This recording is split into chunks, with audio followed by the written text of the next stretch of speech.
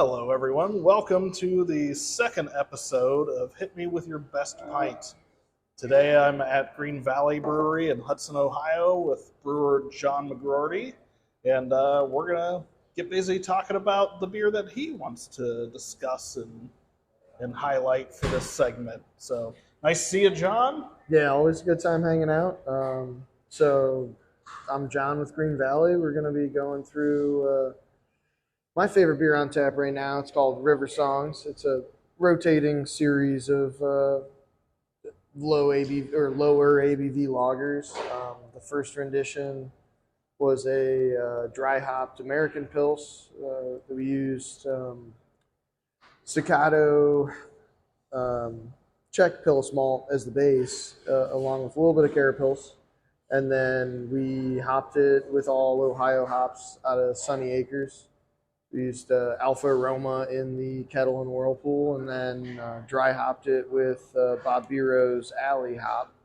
And it was a nice, delicate dry hop, nothing crazy, just enough to show off kind of what that hop has in a much lighter base than what you'd see in an IPA or so.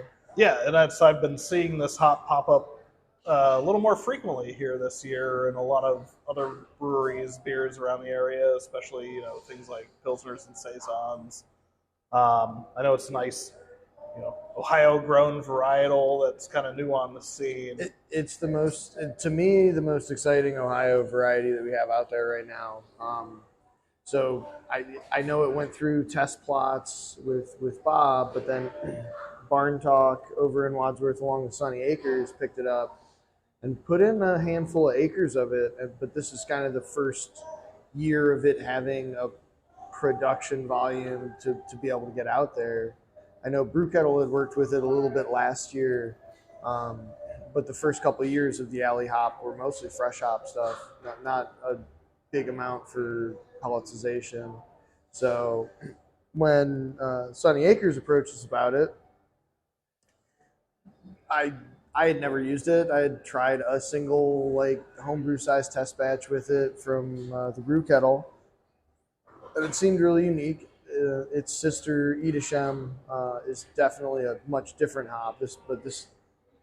This hop has a lot of nice, delicate character where it works great as a blender. Yeah, it's kind of soft and tropical citrusy. Yes. It's not. Yeah, there's nothing in the character of this that I would say is particularly pungent or piney. No, and it only took 5 pounds in the dry hop, so yeah. it was meant to be nuanced for it, but it really, I think, let it shine really well on a pretty simple base.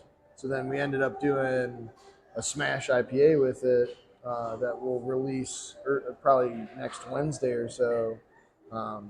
And it'll be really interesting to see, because I think Birdfish did one smash with it. I know the Brew Kettle just did one. I'm not sure when it's going to be released, but it'll be neat to see how it goes, because I know Brew Kettle got the batch that was harvested maybe a week later, and I mean that has a huge impact on character. Yeah, sure. Harvest times for sure can definitely impact lupulin content and even kind of the vegetal characters of those hops. And this is very much smelling it and tasting it. It's very you get a little bit of that hint of floral on the nose. Exactly. And then you get kind of a wash of kind of just a pleasant citrus peel. It's really kind of citrus zesty almost character. Yeah. And when you open that bag, the first thing that I smell is floral. But then it moves into that candied citrus kind of thing. Yeah, very much. And definitely some more delicate tropical fruits. It really was super unique. Yeah, and this beer perfectly complements it. I mean, it's ultra clean and light malt, kind of just that easy, crackery Pils malt character that Well, and I love Staccato's Czech Pils malt because it does have a lot of character for such a simple malt. Yeah. A lot of the other Pilses we use are Montana and Breese, and Breese is so neutral, but Staccato is able to give a lot of character without overwhelming the beer. Yeah, no, it's very lovely, and I said it makes for a very clean and easy drinking experience, and it really allows that hop character to shine through. Hell yeah. It's very nice. So we're gonna kind of start here. So we're in Hudson, Ohio, and you guys have been here since what, late October. It's very new on the scene, and that's Yeah. obviously people know you from a few breweries. Northeast Ohio here. I know you from your time when you were at Canton Brewing Company. As I was getting my feet wet at Mays Valley when we were transitioning to our production setup, I came and hung out a couple of times and made some beer with you just to get my feet wet and get an idea of what I was getting into. It was always fun hanging out. I mean, I can talk for beer for hours, be it technical stuff or just beers in general. And that was towards the tail end of my time down in Canton. But we that American Strong Ale was really nice. Wish it wouldn't have. It went wrong in the barrels, but we didn't have great wood to work with. So. Things happen, sometimes there are things outside of our control. Yeah, everybody dumps beer. Things happen. Yeah, so then you move from there up to Butcher and Brewer in Cleveland, and we put together a collab up there. Yeah, that was, the Black Rye IPA. Yeah, that was the Dark Star, the Black Rye IPA. Where you got a bunch of hop hash. It's like, dude, I miss. Like I remember in the industry when black IPAs were just popping up, and it was just one of those trends that I wish would stick around. And that's another one. I hope I can run into somebody that's still doing one, and we can talk about it because it just sells so poorly. Yeah, it's one of those things where it's like I think among brewers we have an affinity for that kind of style where you're like, this kind of pushes the edge on both sides of several things. Yeah. And it's kind of, when it's done really well, it's a fantastic and interesting drinking experience, but it can also go pretty terribly wrong when there's a bad one. I have definitely had some bad IPAs. So I hope, I do one of these podcasts where there's somebody doing a solid one and we can get into the nitty gritty on black IPA. Because I hope to, as we expand here, be able to run one every once in a while in the year, but it's not something that you're going to see on anybody's core list. Yeah, and that's one of those things where I'm like, if I ever do want to get it, it's definitely going to have to be a collaboration beer. Yeah. Because it's so hard to get through it all. IPA? Yeah, in just one tap room. Well, and it's nice because, I think Fatheads runs theirs once or twice a year, so when it's on, I'll go seek it out. Same with Brew Kettle's Black Raja. Right, yeah, absolutely. Yeah, there's a couple of really great examples that do still happen frequently. Yeah. Frequently enough to be able to, and they age gracefully. They're great beers. Yeah, exactly. So what got you into brewing beer? So it's funny. Me and my brother, it was right around when I was just turning 21. Home brewing was becoming more popular, and we were like, you know what? Let's try this, making this beer in my kitchen. And the first batch turned out really nice, and kind of fell in love with making beer, and one thing led to the other. I was transitioning locations at that time, ended up moving down to Houston, and there was a brewery that was just opening up, and that kind of got me in the door into commercial brewing, and stuck around there, learned as much as I could in the time we were there, and then we ended up moving back 3 years later, 2.5 years later, something like that. And that's when I moved over to Thirsty Dog. And that was a great experience from seeing Tim had a much different outlook and set of processes in the cellar. Hot side was pretty similar, but the cold side, I use a happy blend of like what I learned at Thirsty Dog and what I learned at Carbach, and then transitioning into brew pubs was I don't know, you can only production brew so long before you get so tired of making the same stuff over and over. And thankfully was able to take a chance with Canton, and that got me into pub brewing, where you're not set by any rules on and that's sales and stuff. You're brewing it for a tap room, and that's so much more fun. It is a lot more fun when you know that you can still You go up and throw the wild yeah. card out there every once in Yep. a while. That you're not necessarily married to specific brands that you're doing. Well, you brew 70% of the beer for other people, so that you can brew the 30% you want to brew. Right, and that's a good philosophy. Because at the end of the day, even, small craft breweries are still a business, and you got to kind of brew what is going to bring the paycheck and keep you open. And I never want to call it like chasing trends, but it's like certain beer styles that I don't necessarily enjoy, lots of people do. So. Well, and that's kind of why I wanted to do this podcast, is so that we could talk about the styles that we enjoy drinking as brewers, and kind of why we love doing this. And honestly, it's a lot of like older, I mean, still new age craft beer, but older styles that you'd see. Like, hell, I love like that classic American IPA that's got some caramel malt to it. And, that's kind of where we grew out of. But at the same time, it's like just nice West Coast. Or I mean, I fell in love with beer between probably Great Lakes Dortmunder and Stone IPA. Yeah. Like, super pale IPA. It's nice and hoppy and assertive bitter-wise. Right. And that's probably, I kind of, as far as finding the styles I love to drink, it was, I started out in like those super hoppy West Coast IPAs, and that's what really got me into craft beer, were those like pale ales and IPAs from the West Coast. And then as I got older and more mature, I suppose, that's when you start finding your love for, well, I guess maybe not really mature, but maturing my palate. Yeah, as my palate matured, but not myself. I started really find a love for those like continental European styles of beer and like Belgian beers. Yep.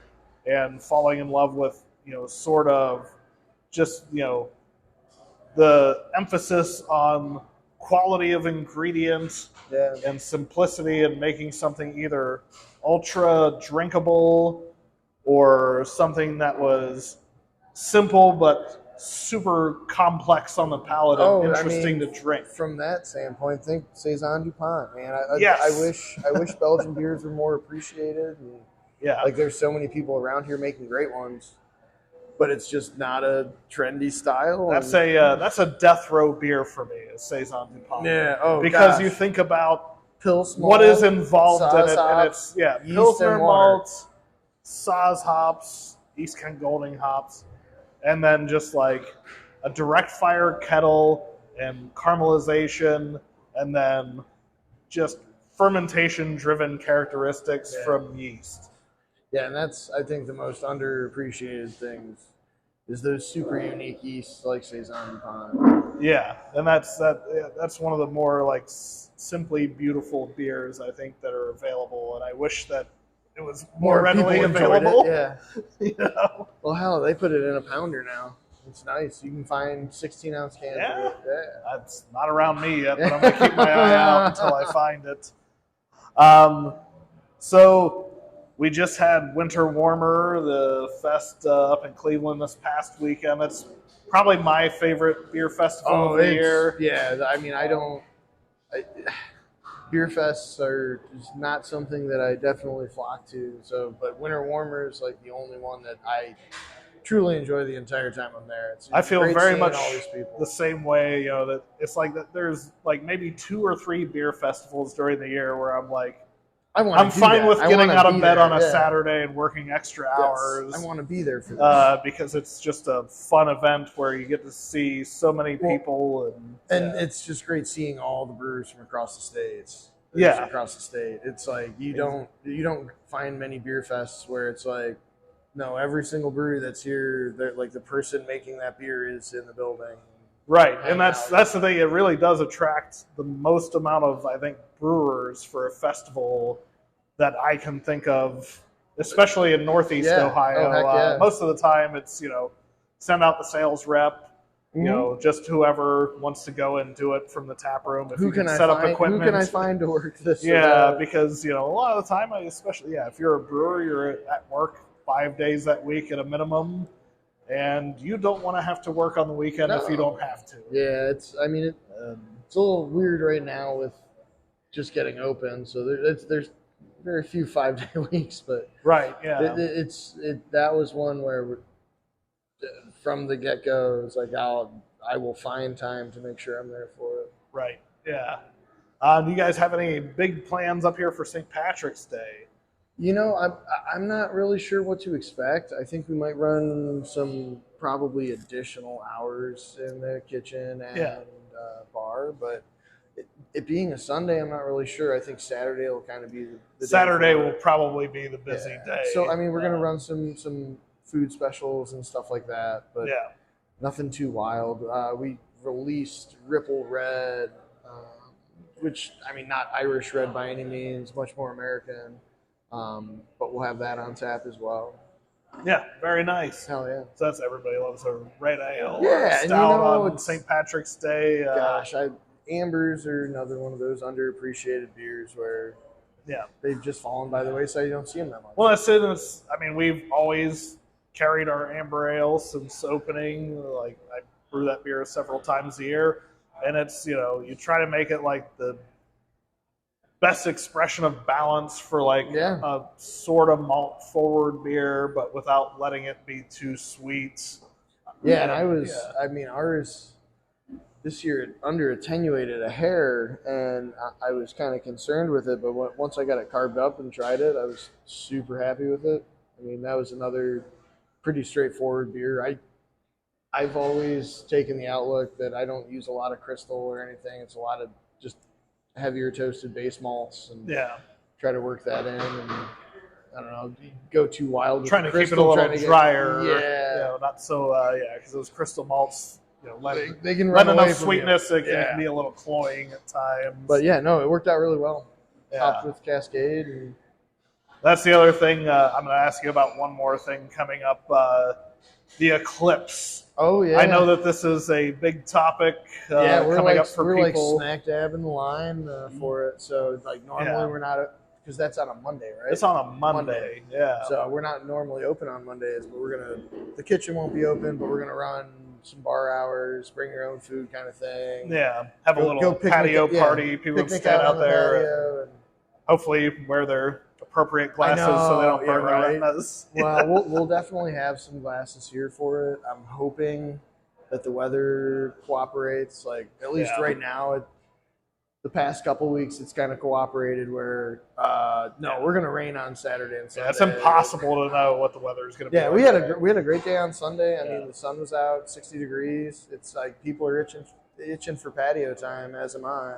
Yeah, 100%. People are ready to get out and be in the warm sun. It's hard to beat sitting on beer, a patio drinking. Well, that's the thing. It's even as the weather's been warm, I've found every excuse I can to I'm gonna go sit on the back patio, run the grill, do whatever just to be outside. Yeah, and enjoying the sunshine, not making a mess of my kitchen. Exactly. So excellent. As much as I love the winter, I'm excited for the warm weather. Back to wearing shorts. Yeah, for sure.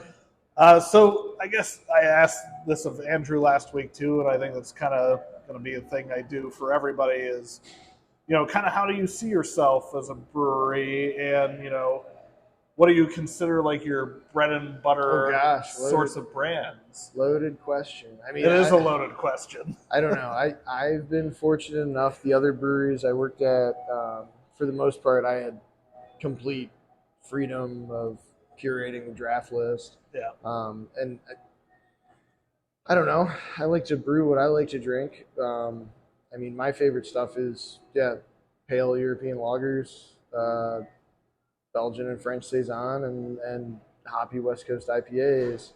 But it's weird. When I was a butcher, it was it was all about albino stout, and that's what everyone loved. But here, it's been such a close pack between the tap sales. We definitely our number one sellers are hazy IPA, but the rest of them kind of just shotgun blast right in the middle. They're a couple pints away from each other per week, and it's nice to see people enjoy the styles that I like making. Yeah, and I think as the guy making the beer, sometimes you get some influence over kind of what your customers can anticipate being on draft. And we'll definitely do some. I know we're going to do a sour for the spring. It's not necessarily a style that I drink a lot, like fruited sours, but like people drink them, and if that allows me to run another batch of something I want to make, and we'll do that. I know we're going to do a beer with my buddy Caleb from Tricky Tortoise. I met him when we were working at Thirsty Dog together, and they're just getting ready to open. So, I mean, I was overwhelmed with the amount of support I had from other brewers when we got open, so I'm trying to do the same thing. Sure. And we did a lot of that at Butcher. I mean, we'd run a handful of collabs on tap all the time, and it's fun. You get to hang out with your friends. Yeah, I mean, collabs, you know, especially if you're not the hosting brewery, they are like some of the most fun you can have as a brewer. It's like, here, I'm going to hang out and drink beers and watch you work. You get to have the input with none of the consequence of the brew day, and it's kind of like, I'm going to come to your spot, drink your beer, and watch you do the work while I hang out and, you know. I mean, it's just, it's great. Everybody's life is busy for everyone, no matter what. It's always nice to be able to find that time to get out of the place you're at every day to go hang out with somebody else. For sure. Absolutely. So I guess we sort of talked about, well, we did talk about the beer that we're having, and we talked about the malts. You know, kind of what is your favorite malt brand to use, I guess? Oh, gosh. That's tough. I've been through a lot of different malts over the years. I mean, Environment is awesome. I don't really go through BSG for much, so it's got to be something really special when I'm bringing that in. Right. Or I find someone that's I'm in the same boat where I rarely use BSG for anything, so I don't really order Environment malts. We're so fortunate with where we're located that it's, gosh, a 15-minute drive to LD Carlson, so I always go through them. But they have a great lineup. I mean, Staccato is what I use for a lot of pill space. And then probably my favorite malt that's aside from like a European malt is Varminster. They make a low color Maris Otter. Still has a ton of character, but it's pale. Yeah. It's pale like super pills. Pale. Yeah, I mean, we're talking 2 Lovabond, if not lower. It's really nice stuff. Very good, very good. I've always wanted to do a lager with it, but it's just like I don't know what to expect. You'll get around to it eventually. One of these days. Sure. One of these days for sure. Yeast selection for this beer. So I mean, it's great what all the different yeast companies have done, having more and more available varieties. I mean, my go-to is just Weinsteffen lager yeast. Yeah. I mean, it's bulletproof. It's got such a wide range of fermentation temperature, and I mean, this is a 3470. Yeah. And I mean, you can get wet pitches of it through BSI and stuff. I use 3470 for all my lagers. I'm usually just starting off with a bunch of bricks and super over pitch it and go from there. And that's I think there's still kind of people are a little afraid of using dry yeast still for some reason. I'm just like, to me, I'm like, this is the most like convenient, consistent, and you know what it's going to be. And there's not the availability of strains the same as there is or wet pitches, but also like you know exactly what to expect. Yep, and I mean those yeasts. All those brands carry such a wide range now, and gosh, it was probably like 5 or 6 years ago was the first time I had went back to dry yeast, and I was blown away by it because it used to be sluggish on Gen 1, and they wanted you to rehydrate things, and I don't know what they've changed in their, be it packaging. Well, I don't know if they've included more nutrients or whatever has happened. It's just so easy to use, and especially now that there's more varieties of it. Like you can get a dry, hazy IPA used. Right. And the thing is, like, I had some issues with a certain brand of wet yeast or fresh yeast, and like there was just an inconsistency, and then there was a concern about diastaticus and something that shouldn't have had diastaticus. Well, it's wild too. And if you go if you got a 10 barrel, 10 million cell pitch from 5 different yeast labs, there's going to be 5 different amounts of actual yeast in it. So it's always hard to like gauge. Yeah. Like heck, sometimes you'd get one that was half the friggin' jug was completely yeast. Right. And then other ones where it's like a couple inches at the bottom. It's like you're telling. So I don't know. It's just so easy to measure with. There was a lot of inconsistency I found in those fresh pitches, and there were a lot of excuses as to why they were inconsistent. I've always pitched on the heavy side for literally everything aside from half. Yeah. And I don't know, like there's no replacement for running it handfuls of generations, but yeah, I mean, the dry yeast game has came so far. That's awesome. Yeah, and I've found that I've been able to repitch those dry strains in the normal way I would with any and fresh they perform pitch. Great, just like and they perform excellently, and it's never been an issue. As far as carb goes. Are we force carbing everything right now? No, so we'll fund lagers and dry hop beers specifically, but we just keep touching up head pressure before transfer, and hopefully get within a couple tenths CO2 volume wise, and then touch it up with carb stone. Yeah, and that's same thing. It's just in the tank. If I'm spunding something, I'll once it's there, cap that tank and then just keep head pressure on it and that where I want it to be. Great. And then, I mean, I definitely think there's something good to be had with a little bit of carb stone use, just from a scrubbing standpoint, in case there's any issue on transfer. But I mean, the less we have to do in the serving tank or bright tank, the better. Yeah, absolutely. All right, so we're gonna get away from kind of the brewery questions so much. Well, maybe we'll stay in that ballpark, but it's not so technical, I guess. It's all good. So, do you have a hobby outside of brewing that you're super passionate about? Me and my whole family, we do a lot of winter sports between snowboarding and skiing. Yeah.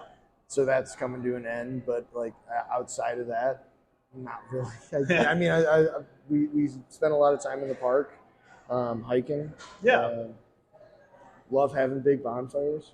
Right. Yeah. That's I always say we're really fortunate with where we live because we're like smack dab on the edge of the park. So it's you drive 5 minutes, you can go to 15 different trails. Yeah. And that's I feel like at least for me, and I feel like it's this way for a lot of people in brewing space. You put a lot of passion into beer.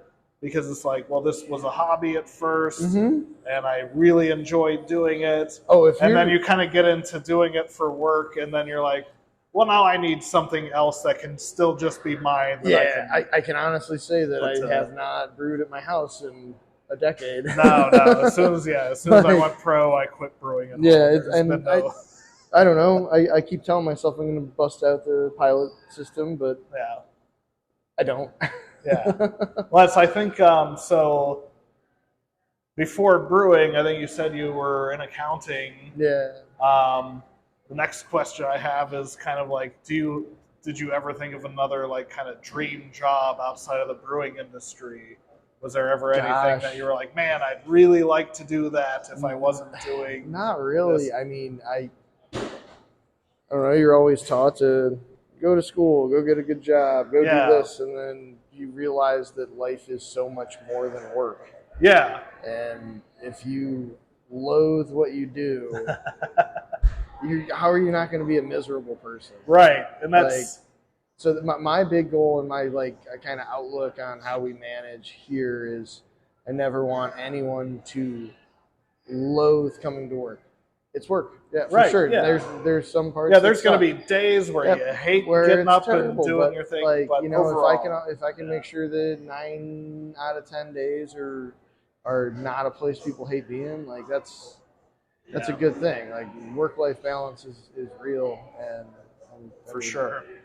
Yeah, and that's, I think, I don't know, for and me. it's a problem in this industry as a whole because, I mean, at least for me, you're so devoted to trying to make things 1% better or whatnot. It's like, well, you get burnt out on that. Yeah. And especially if you're doing like production or just even in high busy season, like you have to find a way to have your time. Yeah, and I think this is an industry that is traditionally run on a lot of passion. Yeah. Where it's like, all right, well, you're going to find a lot of people that are super passionate about wanting to do this job, and that's great at the beginning. Mm-hmm. But you have to figure out a way to keep people enticed to keep doing this job because after, pretty short amount of time, that passion gets burnt through, and then you have to find other reasons to keep going. Yeah. And a lot of the times it's not the money or the hours. Yeah, so if you can make sure the place that you're working at, like, everywhere has issues, but what I've always told people, if you can find a place where the issues are manageable and not extreme, like, it's a pretty good place to work. Yeah, 100%. Like, I've worked for a lot of great people, and I've been very fortunate that they had the same outlook. Yeah, and it is very key, I think, to find like a balance between work and life, because and people are like, man, it must be great going to beer festivals all the time, that kind of stuff. And like after a while, that's great for like the first year. All you do is drink beer all day, right? Yeah, that's great for the first year you work at a brewery, and then you're like, all right, I kind of want my weekend back. Oh, dude, I remember the first beer festival I ever worked, for a brewery, and it was a blast. We had a blast. Yeah. You do that 100 times. Yeah. And well, that's the thing is like I super enjoyed doing that for the first like year or two. And then I was like, all right, I'm good. Like, can somebody else do these? And I mean, a lot of it has changed. It's kind of become there's so many events. There's so many beer events that, like, they lost the luster of, like, being a unique thing to go do. Yeah, and I think that's starting to maybe reverse trend a bit, where we're starting to see kind of a slowdown on the amount of events because people have started to figure out, like, people really aren't willing to just pay $80 every weekend to come to a beer festival. Yeah. And they shouldn't be. Like, that's a ridiculous thing to a point. So I think that we're starting to see that kind of wane, which is okay in my book. Like, if we had like 5 great beer festivals a year, like, that's all we need. And it makes those even better. It makes them like an actual special event.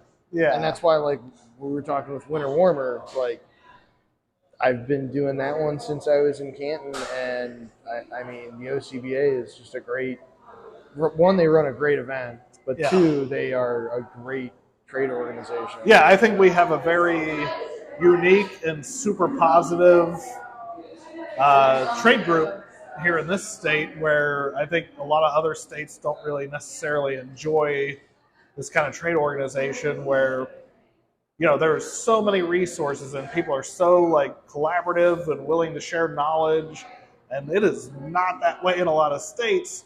So I think we're kind of in a unique position where the quality of our beer kind of reflects that collaborative spirit, where we're spoiled in Ohio. We are so spoiled in how good the beer is here versus a lot of other places, and we all kind of travel around the country for various things. I was just in PA a couple weeks ago. Yeah. And I'm not going to name the brewery, but we went there and I was like, wow, this is bad. Yeah. Like, and that's not to say that PA doesn't have some great breweries, because there certainly are. A good buddy of mine runs Old Thunder over outside of Pittsburgh, and I mean, he makes some of the best beer I've ever had. Went to that brewery back towards the end of last year. I went to see Queens of the Stone Age. In Pittsburgh? In Pittsburgh. Oh, yeah. And I went there, and so our old vintner assistant, Tanya, that used to work at Maze, lives in PA now. And her and her boyfriend is the brewer for Pittsburgh Beer Company, so Iron City. Neat. And so he had great relationships with the people at Old Thunder. And so we met him at Old Thunder, and I drank so much Helles at that place. Oh, dude. What is so it? good. 314 or 302 or something? Yeah. He tremendous Helles. He's sent me some cans, and like I said, some of the best beer you'll ever have. Right. It was and his super outlook delicious. on IPAs is awesome. Yeah. Like, it was a place I was soft, not expecting, that I hadn't heard of before I went there. And I was just so pleasantly surprised by how good it was. Yeah, he was another guy. I mean, I met so many brewers while I was a Thirsty Dog. And, like, when you go back and think about it, it's like all of them are running other breweries. Yeah. Brandon and Ionian. Right, yeah. I mean, I never worked with Joe, but Joe's down there with him now, too. Yeah. But Caleb makes some of the best sours I've ever had. Yeah. And then Zach is probably the best overall brewer I know. Yeah. So this is kind of a newer, unorthodox question I'm going to approach here. All good. Lemmy from Motorhead sort of famously said, or was asked, what Motorhead brought to heavy music. And his response was, nothing. We've brought nothing to heavy music. What we've done is taken away. We took away the pretentious musicianship, the outlandish outfits, etc., and what we brought was real and true. What do you think you've brought to craft brewing or hope to bring? Pretty similar to that. Like, I mean, this isn't a pretentious space. We designed this as a community gathering space. So, like, while we don't have a lot of space inside, we have a ton of space on the patio, and it's just meant kind of inspired by old school European beer gardens, where it's like you bring your whole family out and you have a great time. And I mean, everybody for the most part enjoys responsibly. And, we try to have a wide breadth of beer styles on tap just to make sure we have something for everyone. And we kind of took that same approach by making sure we added NA options and the full bar.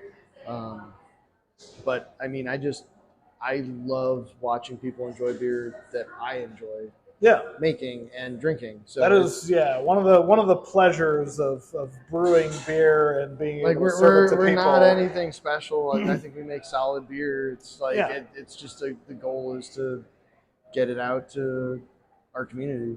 Yeah, well, right on, John. I appreciate your time. Thank you so much for taking time out of your day and spend time talking beer with me here for a little while. Yeah, Again, I apologize for the lack of production value in the podcast. And, hey, it's all good. We got another one, I think, coming next week, and we will see you all then. So thanks for listening, and cheers. Cheers.